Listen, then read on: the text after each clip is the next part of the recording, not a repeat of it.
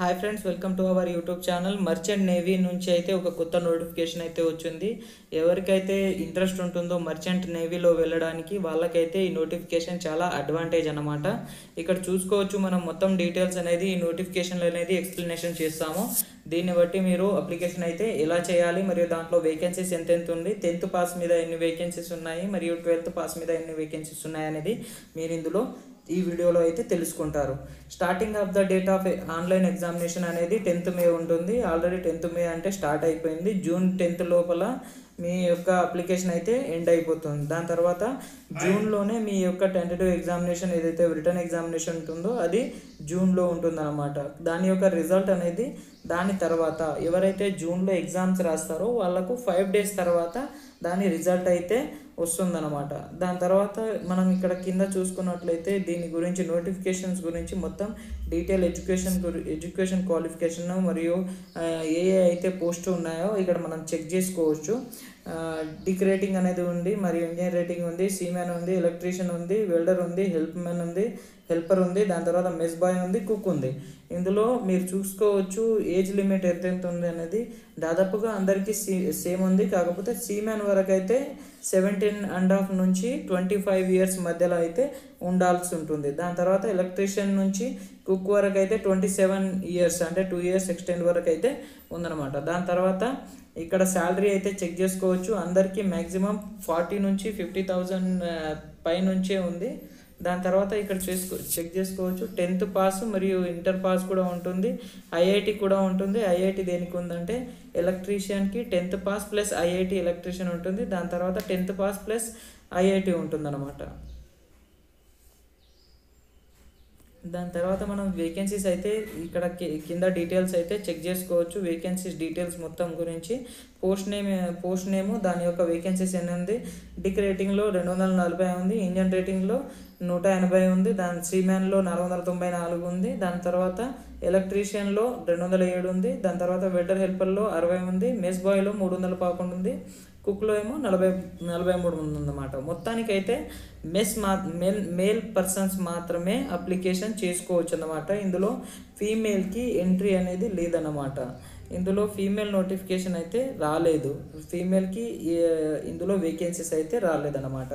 ఇక్కడ మనం చెక్ చేసుకోవచ్చు నెగిటివ్ మార్కింగ్ 0.25 ఉంది. అంటే మీరు 4 రాంగ్ క్వశ్చన్లు చేస్తే 1 మార్క్ అయితే మీకు వెళ్ళిపోతుంది అన్నమాట. దాని తర్వాత టోటల్ క్వశ్చన్స్ ఎన్ని ఉంటాయంటే 100 ఉంటుంది. దాని తర్వాత ఇందులో ఏ సబ్జెక్ట్స్ ఉంటుంది మరియు సిలబస్ ఏముంటుంది అనేది ఇక్కడ చెక్ చేసుకోవచ్చు. మరియు సిలబస్ని గమనించినట్లయితే జనరల్ అవేర్నెస్ ఉంటుంది, సైన్స్ నాలెడ్జ్ ఉంటుంది, మరియు ఇంగ్లీష్ నాలెడ్జ్ ఉంటుంది, ఆప్టిట్యూడ్ రీజనింగ్ ఉంటుంది. ఆప్టిట్యూడ్ రీజనింగ్ 2 ఉంటాయి, ఒక సిలబస్ లాగానే ఇచ్చాడు అనమాట. 2 hours ఎగ్జామినేషన్ అయితే ఉంటుంది. 2 hours అయితే 120 minutes. 120 minutes అనేది 100 క్వశ్చన్స్ అనేది ఉంటుంది. అంటే దాదాపుగా ఒక క్వశ్చన్కి పైనే మీరు 1 నిమిషానికి పైనే మీకు ఛాన్స్ అయితే ఉందన్నమాట. దాని తర్వాత మొత్తం డీటెయిల్స్గా మనం చెక్ చేసుకున్నట్లయితే కింద సెంటర్ ఆఫ్ ఎగ్జామినేషన్ అనేది మనం చెక్ చేసుకోవచ్చు. సెంటర్ ఆఫ్ ఎగ్జామినేషన్ అనేది ఇది నార్త్ సైడ్ ఇక్కడ చెక్ చేసుకోవచ్చు. బీహార్, ఉత్తరప్రదేశ్, హర్యానా, జార్ఖండ్ ఇక్కడ ఉంది. మనకు కావాల్సిన మన యొక్క సెంటర్స్ ఎక్కడ ఉందంటే ఇక్కడ చెక్ చేసుకోవచ్చు. మీరు ఆల్రెడీ ఆంధ్రప్రదేశ్, తమిళనాడు మరియు తెలంగాణ ఈ మూడుటికి విశాఖపట్నం, చెన్నై, మధురై, హైదరాబాద్. ఎవరైతే ఆంధ్ర వాళ్ళు ఉంటుందో ఆంధ్రప్రదేశ్ వాళ్ళు ఉన్నారో వాళ్ళకు విశాఖపట్నం ఉంది, మరియు తమిళనాడు వాళ్ళు ఉన్నారో వాళ్ళకు చెన్నై, మధురై ఉంది, హైదరాబాద్ ఏమో తెలంగాణకు వాళ్ళకు ఉంది. మహారాష్ట్రకి అయితే నాగ్పూర్, ముంబై, పూణే ఉంది, మరియు గుజరాత్కి అయితే అహ్మదాబాద్, వడోదర, రాజ్కోట్ అయితే ఇందులో మనం చెక్ చేసుకోవచ్చు. మరియు వీటిలలో మీకు కావాల్సిన దగ్గర మీరు ఆప్షన్ అయితే చూస్ చేసుకోవచ్చు. అప్లికేషన్ ఎలా చేయాలనేది ఈ వెబ్సైట్లో ఏదైతే ఈ వెబ్సైట్ ఉందో ఈ వెబ్సైట్లోకి వెళ్ళిన తర్వాత మీరు ఆన్లైన్ అప్లికేషన్ చేసుకోవచ్చు. ఆన్లైన్ అప్లికేషన్ ద్వారా మాత్రమే దీనికి అప్లికేషన్ అయితే ఛాన్స్ ఉంటుంది. దాని తర్వాత మనం కింద సెలక్షన్ ఆఫ్ క్యాండిడేట్స్ ఇక్కడ చెక్ చేసుకోవచ్చు. సెలక్షన్ ఆఫ్ క్యాండిడేట్స్ ఎలా ఉంటుంది అనేది a candidate has to first appeared written test ఉంటుంది. రిటర్న్ టెస్ట్ అయిపోయిన తర్వాత వాళ్ళు క్వాలిఫై అయిన వాళ్ళకు ఫర్దర్గా ఒక సెకండ్ రౌండ్కి guardian for counselling and registration దాని గురించి మాత్రం ఇంకో దగ్గరికి వాళ్ళకు వెరిఫికేషన్కి అయితే రమ్మంటారు. దాని తర్వాత అది అయిపోయిన తర్వాత థర్డ్లో మీ యొక్క కౌన్సిలింగ్ ఉంటుంది, రిజిస్ట్రేషన్ ఉంటుంది. Candidates short listed for a final selection subjected to successful completion of their character. ఎవరైతే వెరిఫికేషన్ మెడికల్ టెస్ట్ వాళ్ళకు ఉంటుందో వాళ్ళు మాత్రం థర్డ్ స్టేజ్కి, దాదాపుగా థర్డ్ స్టేజ్కి వెళ్ళిపోయిన వాళ్ళంటే 100% వాళ్ళకు జాబ్ కన్ఫర్మ్ అయినట్టు. వేకెన్సీస్ అయితే చాలా ఎక్కువగా ఉంది ఫ్రెండ్స్.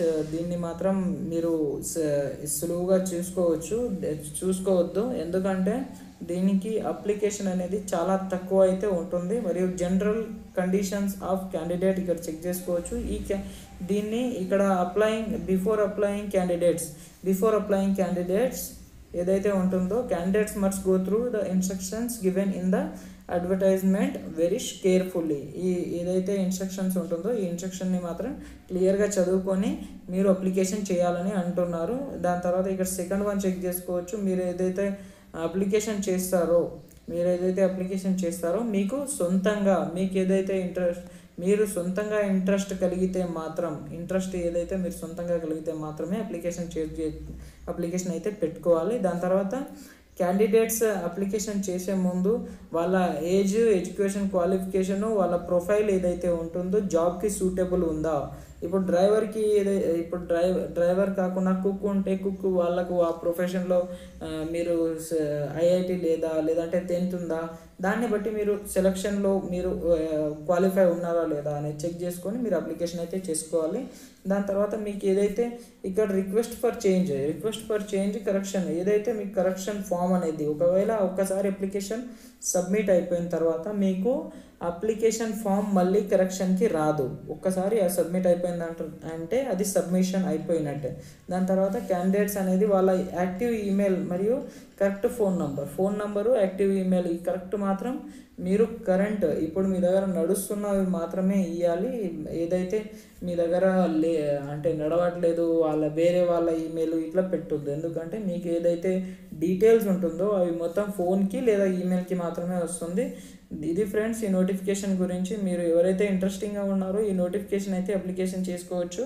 మరియు మన ఛానల్ని అయితే సబ్స్క్రిప్షన్ చేసుకోండి, ఎందుకంటే ఇప్పటి నుంచి ప్రతి ఒక్క నోటిఫికేషన్ గురించి ఏదైతే తక్కువ వేకెన్సీస్ ఉండి తక్కువ మంది అప్లికేషన్స్ చేసి మీకు కాంపిటీషన్ అనేది తక్కువగా ఉండే వాటిని మనం ఎక్కువగా ప్రిఫర్ చేస్తాం, ఎందుకంటే దాంట్లోనే ఎవరైనా జాబ్ కొట్టడానికి ఛాన్స్ ఉంటుంది.